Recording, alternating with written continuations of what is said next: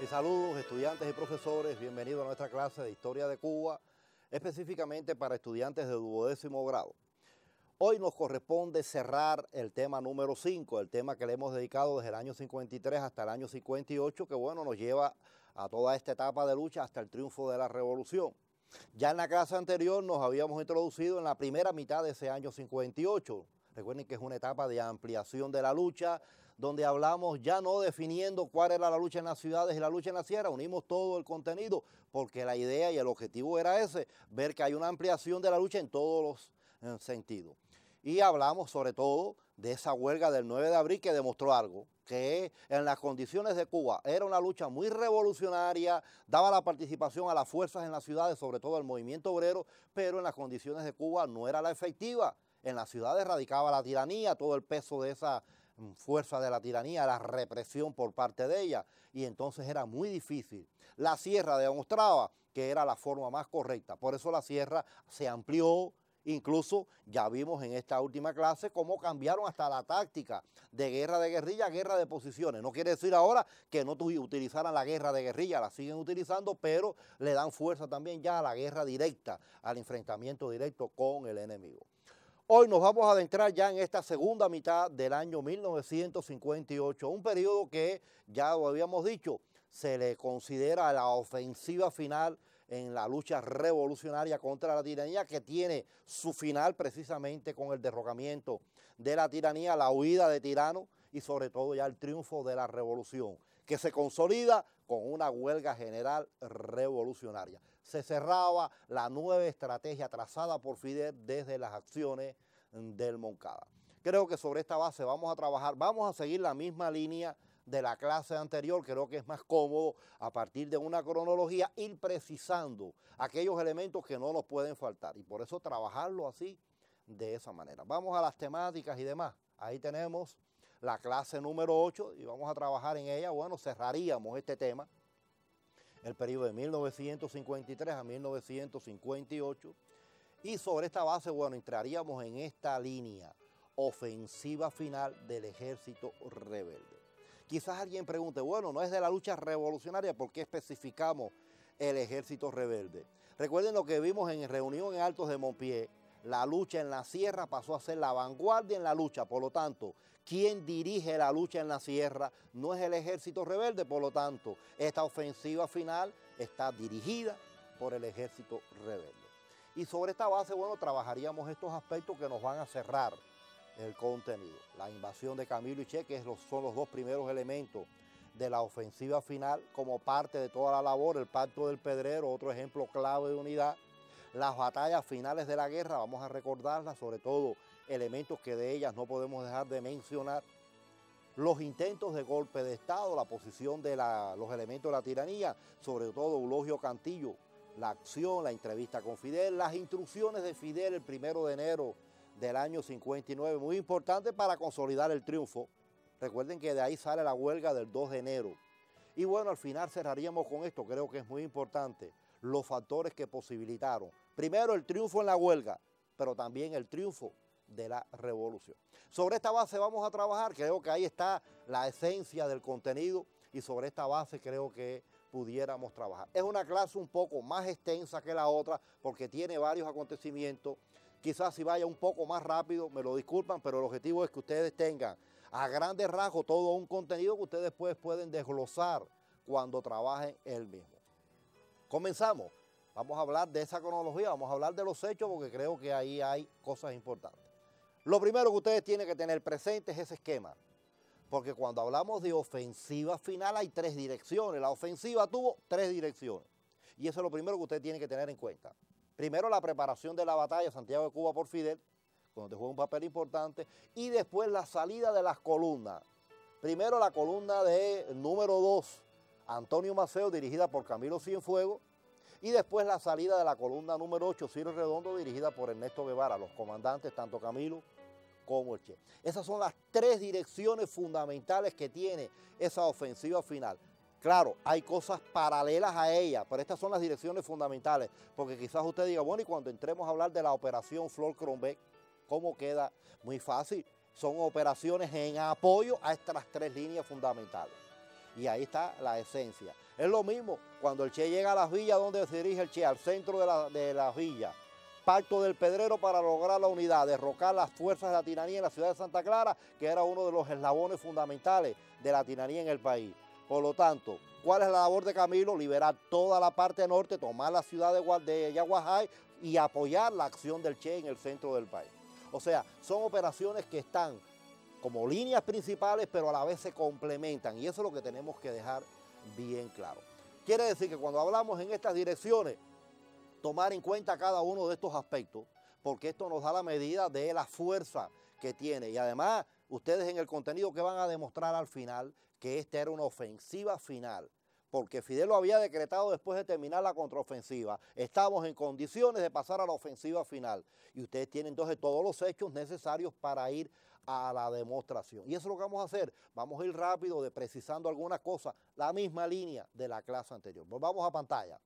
Y ahí empezamos con los hechos que no se nos pueden olvidar. Yo decía, el primer acontecimiento, el inicio de la campaña invasora a Occidente, que ustedes también le dicen la campaña de Camilo y Che. Pueden decir de las dos formas, se entiende. Pero recuerden que las dos unidas son dos elementos de la ofensiva final, son dos parámetros, dos principios de la ofensiva final, la de Camilo y la del Che, cada uno con sus orientaciones, Y esto ustedes tienen que dejarlo bien claro, y por eso vamos al esquema y vamos a precisar cosas que son importantes, por lo menos para que quede argumentado, cuando ustedes lo trabajen, mírenlo allí, la campaña invasora, las dos columnas que van a dirigirse, tanto la de Camilo como la del Che. Antonio Maceo, la número 2 de Camilo, y la número 8, Ciro Redondo, por el Che. A Camilo se le da la orden de llegar a las villas, tomar toda la parte norte de las villas y seguir después para La Habana, e incluso seguir hasta Pinar del Río y crear un frente guerrillero en Pinar del Río. Esa era la línea completa de Camilo hasta Pinar del Río. Por su parte, el Che era llegar a las villas, lograr la unidad, tomar Santa Clara y seguir para La Habana. Cada uno de ellos tenía misiones a largo plazo. Por eso la campaña en las villas, miren, también se le puede decir la campaña de Camilo y Che en las villas. En algunos libros ustedes pueden encontrar este nombre. ¿Qué es lo primero que yo tengo que definir?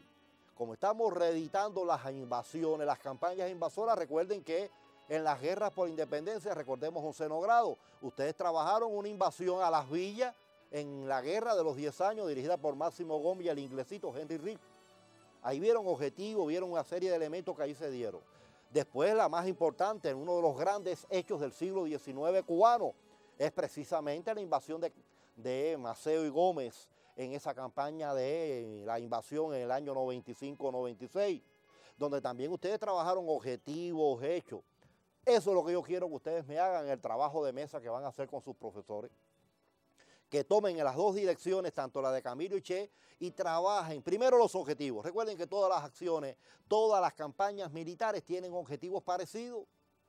Siempre es dispersar las fuerzas de la tiranía, buscar nuevos hombres, recuperar armamento, incluso abrir costas a las expediciones, cualquier tipo de expedición que pueda llegar, consolidar la lucha por los territorios que vaya pasando la invasión. Quiere decir que estamos hablando de luchas importantes, objetivos importantes en la lucha. Y los hechos. Cuando yo digo hechos, tienen que dividirme. Y ahí está la idea. Ustedes me dividen los dos. Me hablan primero de Camilo, porque yo decía que Camilo, el objetivo era llegar hasta Pinar del Río. ¿Qué hizo Camilo en la campaña en las villas? La liberación de varios poblados, Camilo Cienfuegos, hasta llegar a Yaguajay, que era el centro de sus operaciones. Recuerden que todo esto es en apoyo a la labor del Che en el centro del país. Y entonces, ahí está la batalla de Yaguajay. La batalla es importante que ustedes conocen, que culmina el 31 de diciembre del año 58, ya finalizando fiscalmente el año 58. Una batalla que tiene sus elementos, una batalla de las consideradas batallas finales de la guerra que ustedes tienen que caracterizar. El papel de Camilo, el papel del pueblo, las tácticas empleadas. Creo que hay muchas anécdotas alrededor de esta batalla de Yaguajay. Ese es Camilo, ustedes me lo valoran en todos estos aspectos. Lo mismo van a hacer con el Che. Cuando el Che llega a las villas, lo primero que el Che se dirige es al Escambray. Y allí tiene un evento que es importante, que es el Pacto del Pedrero. Y ustedes entonces tienen que trabajar tanto el Pacto del Pedrero como la batalla de Santa Clara. Pero volvamos a la cronología. Creo que el Pacto del Pedrero y demás nos los va a ayudar. Ahí está, vamos allí. Disculpen, vamos primero a hablar de esto. O sea, porque quiero seguir el orden cronológico. Yo voy nuevamente a tomar al Che, no lo dejé allí y se quedaron en el aire. No, no, ya yo di la idea de lo que queríamos el Che en las villas. Ya hablamos de Camilo. Vamos un momentico aquí, porque es un hecho que no podemos obviar. o por lo menos no lo íbamos a obviar, pero para mantener el orden cronológico, si la invasión empezó en este periodo, en agosto del año 58, y le sigue en orden cronológico el 21 de septiembre, vamos a trabajar primero ahí. Congreso Campesino en Armas. Es un hecho para que ustedes lo caractericen. Recuerden que esto es un hecho que yo mencioné en la clase anterior. Es parte de las acciones del Segundo Frente del Oriental, el que dirigía Raúl. Es una iniciativa de Raúl, un congreso de campesinos para buscar el apoyo de los campesinos a la revolución, a la lucha del ejército rebelde. Por favor, cuando ustedes lo caractericen, tengan en cuenta los acuerdos de ese congreso.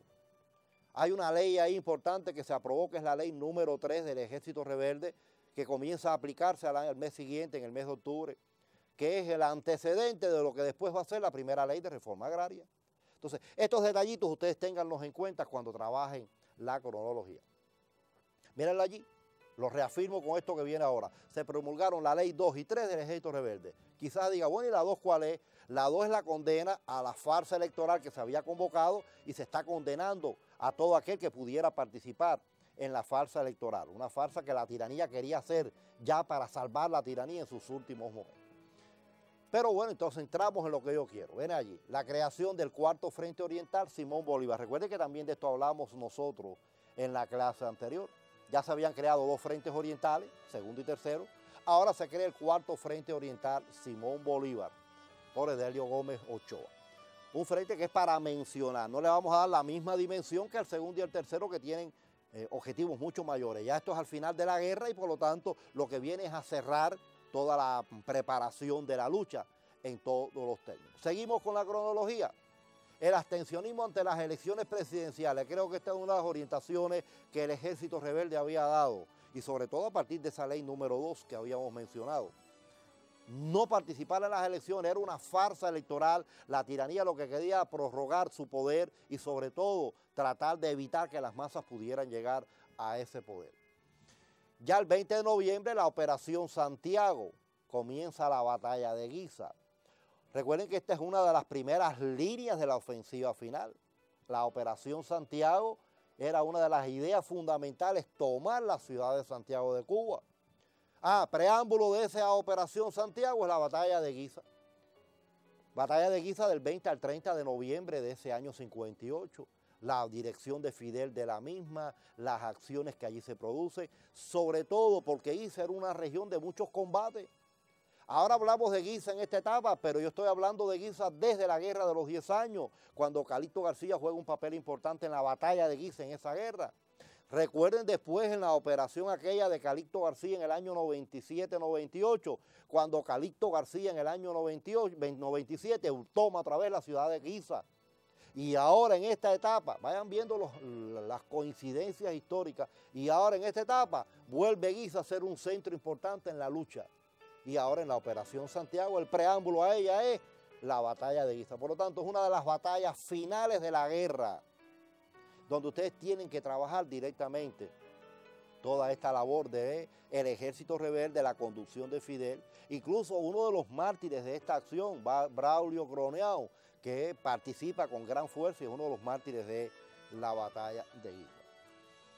Y el otro hecho, la Operación Flor Crombé, también la mencioné ahorita, por el segundo y tercer frente oriental. O sea, la operación que estamos hablando de la ofensiva final tiene 3 líneas fundamentales, lo vimos, la Operación Santiago, Camilo y el Che con la invasión.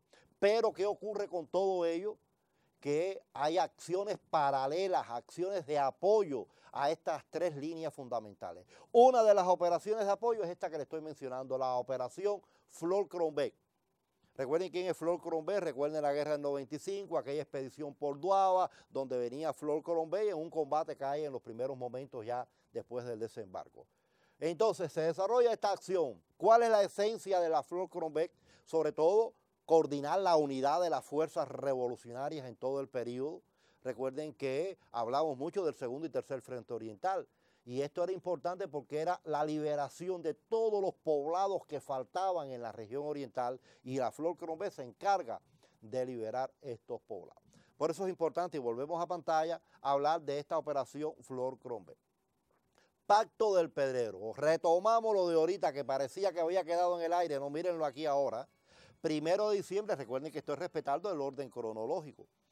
Pacto del Pedrero. Ya sabemos por qué el Che llegó a las villas. Su principio era unidad.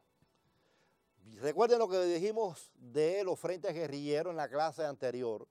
En las villas, en Santo Domingo estaba Víctor Bordón, en la zona norte de las villas estaba Félix Torres con la guerrilla en Yaguajay, pero en el Escambray estaba el segundo Frente Nacional del Escambray con esos llamados Comevaca. Había que sacar a aquella gente de circulación porque aquella gente estaba haciendo daño a la lucha revolucionaria y sobre todo a los campesinos de la región.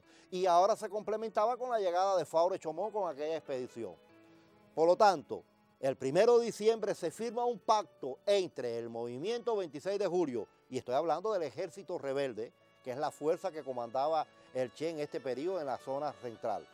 El Ejército Rebelde unido al Directorio Revolucionario 13 de marzo. Estoy hablando 26 de julio más Directorio Revolucionario. Ernesto Guevara más Faure Chomón. Los dos se unen y firman el 1 de diciembre de ese año el Pacto del Pedrero. Recuerden que aquí el objetivo es la unidad de las fuerzas revolucionarias. Se eliminan todos aquellos elementos contrarios a la lucha, sobre todo los llamados Comevaca. Uno de ellos, Eloy Gutiérrez Menoyo, que era quien dirigía el segundo frente del Escambray, es eliminado, es sacado por traición, por las barbaridades que había cometido en la región. Y se firma un pacto de unidad entre todas las fuerzas. Hay una unidad ahora. Recuerden que la unidad es importantísima para el triunfo de la revolución y tenemos varios ejemplos en el periodo del 53 al 58 de unidad, sobre todo a partir del 56 con la Carta de México. Y el Pacto del Pedrero viene a complementar en todas estas ideas. Es un pacto que tiene gran importancia. Miren, ahí están algunos elementos que yo quiero tener en cuenta, por lo menos que ustedes lo tengan esquematizado para cuando lo vayan a trabajar tengan elementos. Puede ser un caracterizar en la prueba, pero es parte de la unidad. La pregunta puede ser la unidad y ustedes puedan trabajar directamente. Miren las ideas fundamentales de ese pacto. Gran coordinación entre estas dos fuerzas. A favor de una reforma agraria, recuerden la ley número 3 del Ejército Rebelde que se está ampliando. La unidad entre todos los factores, estoy hablando de toda la fuerza que está participando en la lucha contra Batista. Y lo más importante, cómo cierra el documento, unir es la palabra de orden. Y el documento está firmado por Ernesto Guevara y Faure Chomón. Creo que esta idea es muy importante que ustedes la tengan notada. En su libro de texto se le dan todos los elementos para que ustedes puedan trabajar. Es una idea importante porque estamos hablando de un pacto de esta magnitud. Pero vamos a seguir porque hay elementos que en esta ampliación ustedes pueden terminar. Hay hechos ya finales de la guerra que ustedes pudieran mencionar, mírenlo allí, ya cosas que hemos conocido. Ahí está la reunión en la Rinconada, recuerden que es una reunión donde se hace un poco la reorganización de la lucha y se dan los toques fundamentales al llamado gobierno provisional que se aplicaría en caso del triunfo revolucionario. La batalla de Yaguajay, que hablamos de ella, del 21 al 31 de diciembre. La circular de organización también tiene que ver con todo este periodo ya de las fuerzas, no cesar la lucha, continuar la lucha hasta sus últimas consecuencias y sobre todo vuelven a tocar el problema del gobierno provisional. Y bueno, al final ya la batalla de Santa Clara, dirigida personalmente por Ernesto Guevara, comienza el día 29 de diciembre y culmina el 1 de enero cuando se toma el cuartel Leoncio Vidal de la ciudad. Son hechos que ustedes a la hora de trabajar no pueden perder de vista, sobre todo batalla de Yaguajay, batalla de Santa Clara, porque son hechos a caracterizar en una prueba. Que lo suman entonces a la batalla de Guisa y tienen entonces las 3 batallas finales de la guerra. Batallas que nos van a dar una idea concreta, porque estoy hablando de algo importante. Son las batallas que van a dar el triunfo a la revolución. Guisa, que libera la zona central del Oriente y consolida casi el triunfo de Oriente, se consolida después con la toma de Santiago de Cuba el 1 de enero, pero Guisa viene a ser un bastión fundamental. Y en la región central, Yaguajay, que libera el norte, y ahora Santa Clara, el tercer cuartel más importante de Cuba en aquel momento, el Leoncio Vidal, es tomado por el Che. Y todo esto acelera la huida del tirano del país. Por lo tanto, son 3 acciones de gran envergadura que ustedes tienen que tener en su mano para caracterizar. Por eso hablamos de batallas finales de la guerra. Y una aclaración, y creo que aquí es bueno para que ustedes no se me vuelvan a perder. Yo en las clases anteriores he hablado y he insistido mucho en la lucha en las ciudades y la lucha clandestina. Pero recuerden que definimos qué cosa es lucha en el llano, como táctica de lucha. Es lógico, geográficamente una lucha en el llano es una lucha en una ciudad, fuera de las montañas. Pero yo no estoy hablando desde el punto de vista geográfico, estoy hablando desde el punto de vista de la lucha, desde el punto de vista táctico. Y el ejército rebelde va evolucionando en sus tácticas.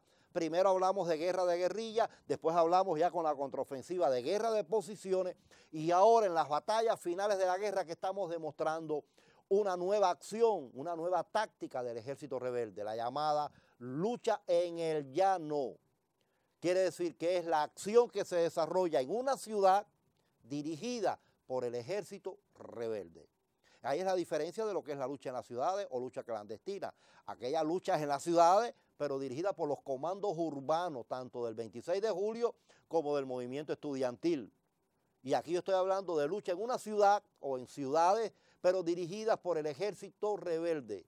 Y ahí está la diferencia. Y a esta nueva táctica se le llama lucha en el llano. Por lo tanto, las batallas finales de guerra son lucha del ejército rebelde. Ejército rebelde que tiene estas particularidades.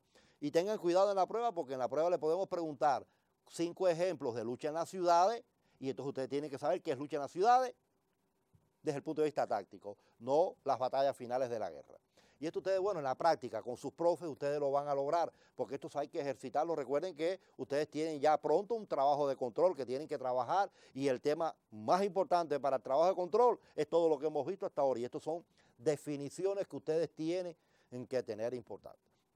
Seguimos entonces, volvemos a pantalla y ahí entonces vamos a cerrar los elementos ante el triunfo, el éxito que se está obteniendo. Ya prácticamente la tiranía está desarticulada, ya se ha fraccionado el ejército, ya la ofensiva abarca a todo el país y entonces viene un último intento de la tiranía, tratar de entrevistar a Fidel para tratar de aplacarlo, convencerlo de que no haga nada hasta que ellos den una autorización. Para ello escogen a Eulogio Cantillo, que se traslada a la zona oriental y en Palma Soriano se entrevista con Fidel con varios objetivos. Miren las propuestas de esa entrevista. No a la huida de Batista, no a un golpe de Estado en la capital, no a la participación de la embajada norteamericana.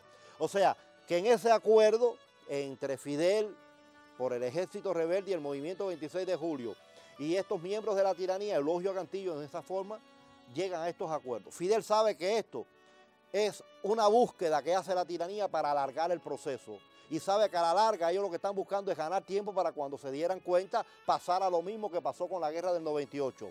Un gobierno provisional dirigido por la tiranía, por elementos de la tiranía, buscan el apoyo norteamericano, la embajada norteamericana reconoce la existencia de ese gobierno provisional y vuelven las fuerzas revolucionarias a no lograr el triunfo. Fidel sabía y estaba claro de todo esto, aceptó la entrevista, pero bueno, ahí vienen las instrucciones. El 1 de enero del 59, ¿qué pasó?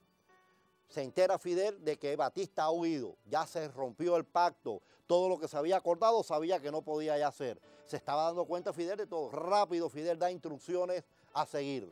Y es muy importante, el 1 de enero se toma la ciudad de Santa Clara, Batista huye, Fidel da instrucciones. Miren cuántas cosas pasan ese día.